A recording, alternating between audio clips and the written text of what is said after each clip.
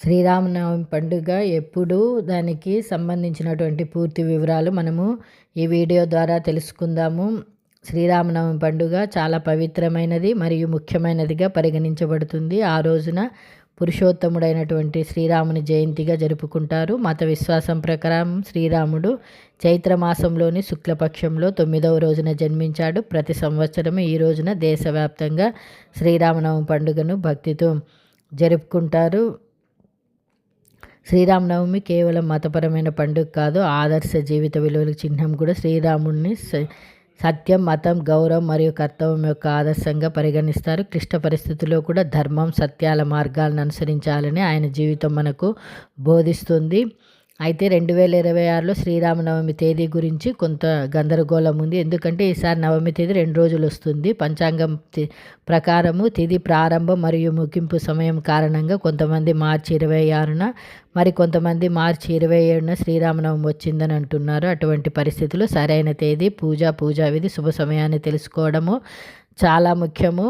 Hindu calendar ప్రకారం చైత్రమాసంలో శుక్లపక్ష 9వ తిథిని ఉంటుంది. ఈ క్రింది విధంగా నవమి తిథి ప్రారంభం మార్చి 26 ఉదయం 11:48 వచ్చి నవమి తిథి ముగింపు 27 మార్చి 27 ఉదయము 10:06కి ముగుస్తుంది. శ్రీరామనవమి ఏ రోజు జరుపుకుంటారు? తిథి సమయాన్ని బట్టి ఈ 2 రోజుల పరిస్థితి ఏర్పడుతుంది. 26 మార్చి ప్రారంభ తిథిని బట్టి చాలామంది ఈ రోజున శ్రీరామనవమి జరుపుకుంటారు. అయితే 27 మార్చి వైష్ణవ సాంప్రదాయం మరియు ఉదయం తిథి అనుసరించే వ్యక్తులు ఈ రోజున శ్రీరామనవమి జరుపుకుంటారు. మత సాంప్రదాయాల ప్రకారము ఉదయ తిథికి ఎక్కువ ప్రాముఖ్యత ఇవ్వడం వల్ల మార్చి 27నే అనేక దేవాలయాల్లో మరి మత సంస్థల్లో శ్రీరామనవమి ప్రధాన వేడుకలు నిర్వహించబడుతున్నాయి.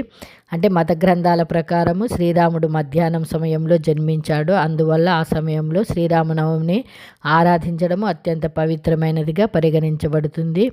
పూజ యొక్క శుభ సమయము ఉదయం 11:13 నుండి మధ్యాహ్నం 1:41 వరకు సుమారు 2:30 గంటల సమయము శ్రీరాముడి జయంతిని ఆరాధించడానికి ఉత్తమ సమయంగా పరిగణించబడుతుంది. ఈ సమయంలో ప్రత్యేక పూజలు, హారతి మరియు భోగం చేయడం శుభప్రదమైనదిగా భావిస్తారు. అయితే శ్రీరామనవమి పూజ ఎలా చేయాలనేది పూజా విధానం తెలుసుకుందాం. శ్రీరామనవమి రోజున ఉదయాన్నే లేచి స్నానం చేసి శుభ్రమైన దుస్తులు ధరించండి. ఆ తర్వాత సూర్య భగవానుడికి నీటిని సమర్పించి భగవంతుణ్ణి ధ్యానం చేయండి. ఇంటి ఈశాన్య దిశకు అత్యంత పవిత్రమైనదిగా పరిగణించబడుతుంది. ఇక్కడ ఒక పసుపు లేదా ఎరుపు వస్త్రాన్ని వేయండి. దీని తర్వాత శ్రీరాముడు, సీత, లక్ష్మణుడు, హనుమాన్ కలిసి ఉన్నటువంటి విగ్రహము లేదా చిత్రాన్ని ప్రతిష్ఠించండి. పూజ సమయంలో ఈ కింది వస్తువులను స్వామివారికి పసుపు, కుంకుమ, గంగాజలం, గంధపు చెక్క, పువ్వులు, తులసి పండ్లు,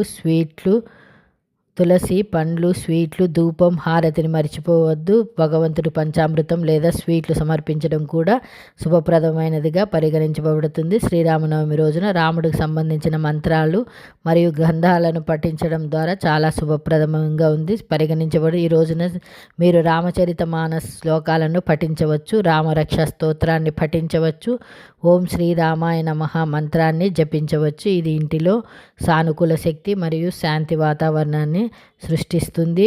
పూజ ముగిసిన తర్వాత కుటుంబం మొత్తం కలిసి శ్రీరామునికి హారతి ఇచ్చి ప్రసాదం పంపిణీ చేయాలి. ఈ రోజున ఉపవాసం ఉండే భక్తులు పండ్లు తింటారు. శ్రీరామనవమి యొక్క ప్రాముఖ్యత తెలుసుకుందాము. శ్రీరామనవమి పండుగను చాలా పవిత్రమైనదిగా పరిగణిస్తారు. ఈ రోజున శ్రీరాముని అవతార వేడుక. ఈ రోజున ఉపవాసం ఉండటం, పూజించడం మరియు రామనామాన్ని జపించడం ఇంట్లో ఆనందం మరియు శాంతిని తెస్తుంది మరియు జీవితంలోని కష్టాలను తొలగిస్తుంది. ఈ రోజున చాలామంది రామచరిత మానస్ కూడా పఠిస్తారు. శ్రీరామనవమి రోజున పాటించవలసినటువంటి నియమాల గురించి తెలుసుకుందాము. శ్రీరామనవమి రోజు రామచరిత మానస్, రామరక్షా స్తోత్రము, రామనామాన్ని పఠించాలి. సీతారామచంద్రులకు పసుపు, కుంకుమ, గంధం, పుష్పాలు సమర్పించి పూజ చేసి హారతి ఇవ్వడం, పానకం, వడపప్పు సమర్పించి భజనలు చేస్తే ప్రతికూల శక్తి నశించి ఇంట్లో ఆనందము, శాంతి వాతావరణం నెలకొంటుందని పురాణాలు చెప్తున్నాయి. అలాగే అన్నదానం, శ్రీరాముడి ఇతరులకు సేవ చేయడం, దాన ధర్మాల గురించి వివరించాడు.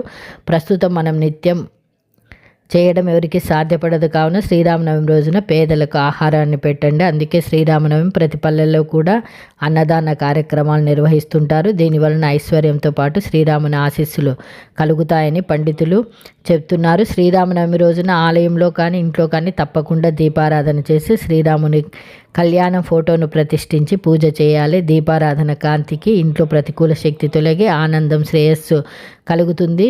తులసి మాత అంటే మహావిష్ణువుకి ఎంతో ఇష్టము. శ్రీరామచంద్రుని విష్ణువు అవతారంగా భావిస్తారు కాబట్టి శ్రీరామనవమి రోజున తులసి మొక్కకు పసుపు కుంకుమ గంధం సమర్పించి పూజ చేయాలి. తర్వాత నీళ్లు పోసి తులసి మాత చుట్టూ ప్రదర్శన ఇలా చేస్తే పాపాలు నశించి ఐశ్వర్యం కలుగుతుందని పండితులు చెప్తున్నారు.